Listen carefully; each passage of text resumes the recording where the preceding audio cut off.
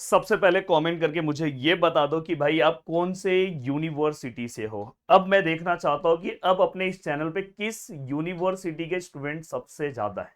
Please आप नीचे comment करो और अपने अपने यूनिवर्सिटी के ग्रुप्स में, जो आपके कॉलेजेस के ग्रुप है, वहां तक चीजों को शेयर करो।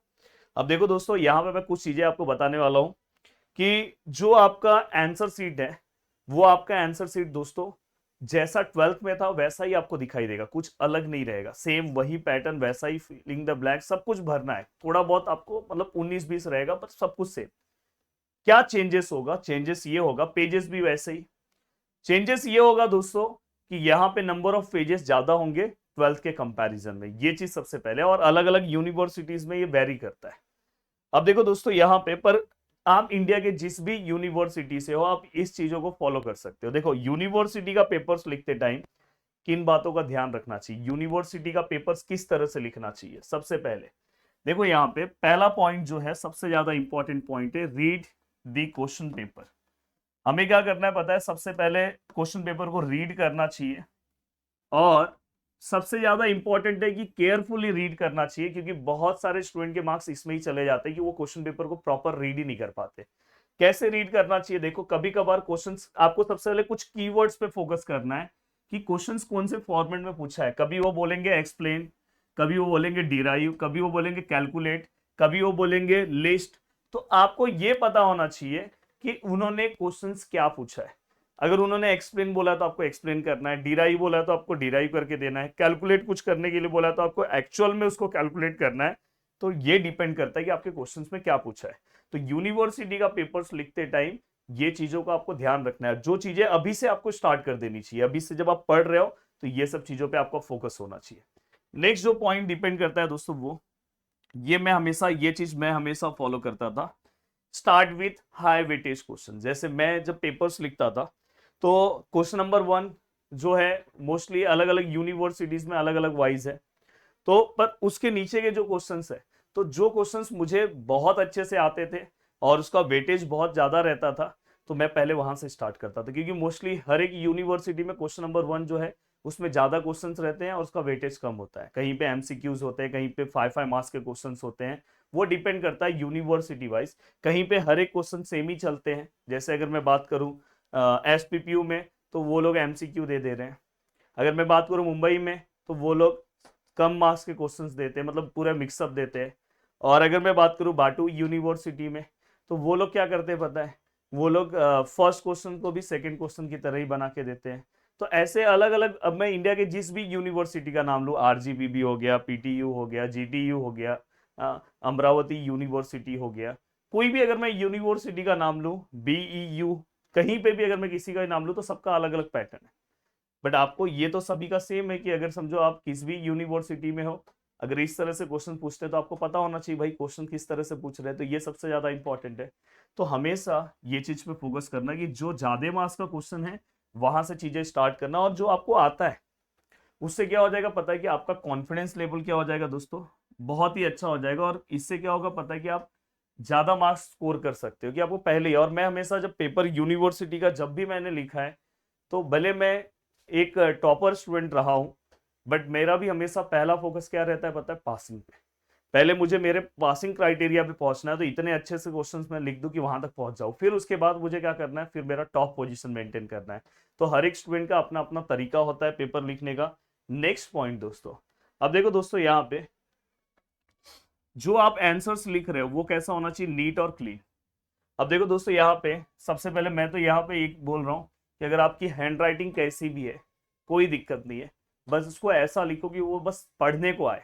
बस ये चीज का आपको ध्यान रखना है। स्पेस होना चाहिए, प्रॉपर स्पेस होना चाहिए कहीं पे भी आप कोई भी चीजें लिख रहे हो, जिससे जो एग्जामिनर है उसके लिए थोड़ा सा इजी हो जाए। कहीं पे अगर समझो कुछ हेडिंग्स है, तो उसको आप अंडरलाइन करो। ये सब चीजें ध्यान रखो। अगर आप नीचे कमेंट करते हो, तो आने वाले टाइम में एक यूनिवर्सिटी का पेपर मैं खुद लिख के दिखाऊंगा कि किस तरह से मैं लिखता था, और जिसकी वजह से मैंने थियरी जैसे सब्जेक्ट्स में बहुत अच्छे मार्क्स स्कोर किए दोस्तों। तो वो पेपर लिखना भी एक बहुत बड़ी कला होती है, ये चीज हमेशा ध्यान रखना।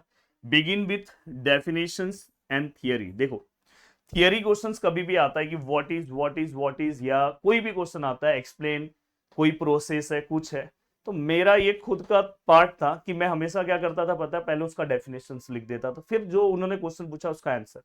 तो हमेशा देखो स्टार्ट विथ डेफिनेशंस, तो ये आपको भी फॉलो करना चाहिए, या उसके रिलेटेड कुछ लॉ है, कुछ कॉन्सेप्ट है, तो उससे आप अगर आंसर्स लिखते हो तो आपके लिए अच्छा होगा। अब देखो दोस्तों, इसके बाद सबसे ज्यादा इंपॉर्टेंट है use diagram when where necessary. मैं तो हमेशा थियरी के पेपर्स में जहां पे बुक में भी डायग्राम्स नहीं थे, मैं हमेशा आपको बोला कि मैं गूगल पे जाता था, उस टॉपिक का नाम लिखता था, स्केच डायग्राम सर्च करता था, और मैं क्या करता था पता है, उसका स्केच डायग्राम प्रैक्टिस करके जाता था। यही रीजन है कि बाकी लोगों के कंपैरिजन मुझे ज्यादा मार्क्स मिलते थे। तो क्योंकि थियरी के जो अभी आप धीरे धीरे आगे जैसे जैसे बढ़ोगे, तो थियरी के क्वेश्चंस का मार्क्स भी ज्यादा आता है। अब थियरी के क्वेश्चन का मार्क्स ज्यादा आएगा, तो ज्यादा मार्क्स में आप कितना आंसर्स लिखोगे, तो लिखना ऐसा है कि जिससे आपको पूरे मार्क्स मिले।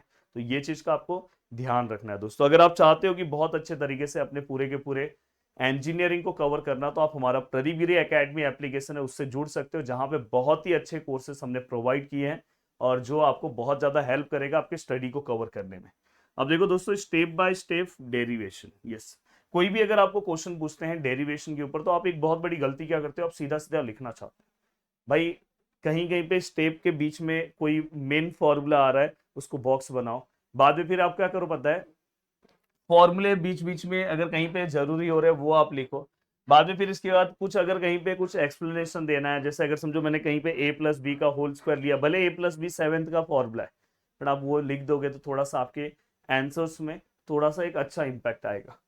अब देखो दोस्तों, इसके बाद अगर मैं बात करूं, ये मैं खुद करता था, हाईलाइट्स इंपॉर्टेंट पॉइंट्स, ये मैं खुद आपको लिख के दिखाऊंगा कि मैं किस तरह से करता था।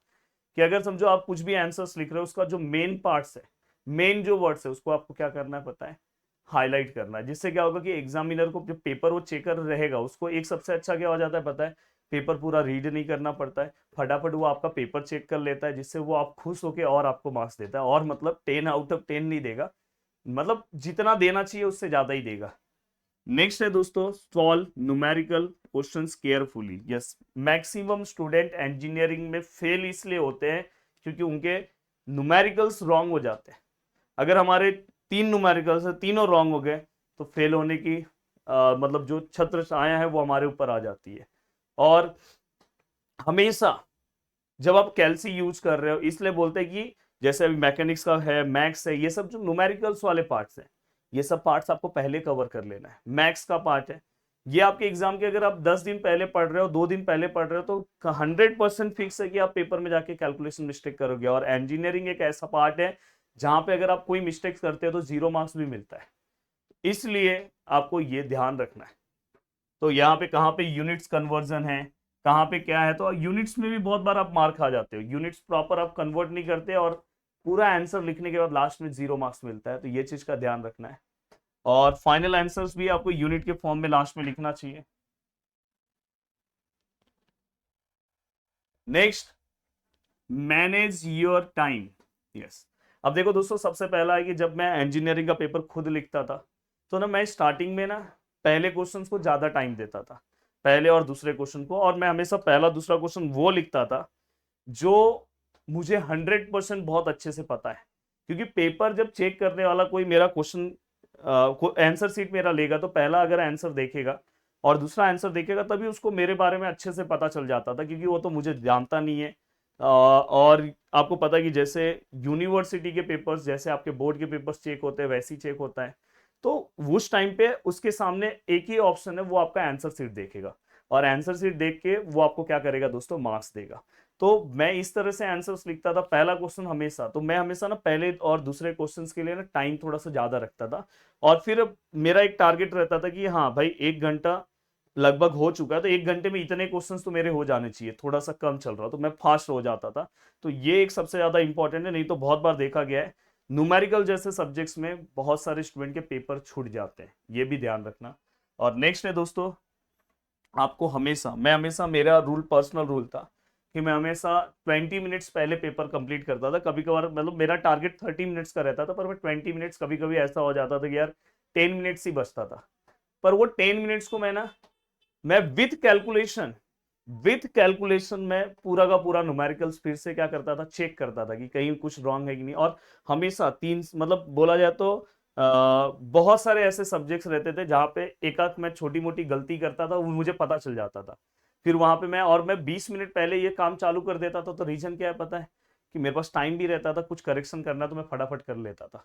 तो ये काम अगर आप इस तरह से अपने यूनिवर्सिटी के पेपर्स को लिखोगे तो कोई दिक्कत नहीं होगा। तो यूनिवर्सिटी के पेपर्स के टाइम पे आपको ये चीजों का ध्यान रखना है लिखते टाइम, कि क्या क्या चीजें आपको फोकस करना है। बाकी पेपर्स एक्चुअल में कैसे लिखते हो उसके ऊपर मैं सेपरेट वीडियो बनाने वाला हूँ। वीडियो को देखने के लिए दिल से thanks, thank you so much दोस्तों। मिलते हैं नेक्स्ट वीडियो में, बाय बाय, टेक केयर, जय हिंद दोस्तों।